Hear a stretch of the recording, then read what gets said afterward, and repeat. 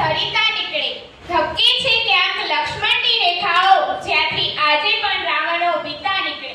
અજબ વિરાસત છે મારા ભારત દેશની, જ્યાં વાવો મહાભારત તોય ભગવદ ગીતા ઉભી નીકળે. મંચસ્થ મહાનુભાવો, આચાર્યશ્રી, શિક્ષકગણ અને મારા વિદ્યાર્થી મિત્રો, मैं उस देश की नागरिक हूँ जिसके होठों में गंगा और हाथों में तिरंगा है.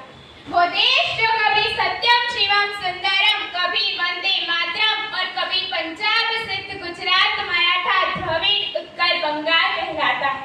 मैं उस देश की नागरिक हूँ जो हर ठुकराए हुए की शरण स्थली बन जाता है और सात समंदर पार परदेशियों को भी अपने ब्रदर्स एंड सिस्टर कहकर पुकारता है. यही प्रेम की पूज्य भूमि भारतवर्ष कहलाता है, भारतवर्ष कहलाता है. હું આજે અહીં એક મહત્વપૂર્ણ વિષય પર મારી વાત રજૂ કરવા જઈ રહી છું. વિદ્યાર્થી તરીકે, ભારતના નાગરિક તરીકે હું શું કરું તો મારો દેશ વિકસિત બને. મિત્રો, વિકાસ એ માત્ર સરકાર અને નેતાઓની જવાબદારી નથી. વિકાસ એ આપણા સૌનો સહયોગ માંગે છે.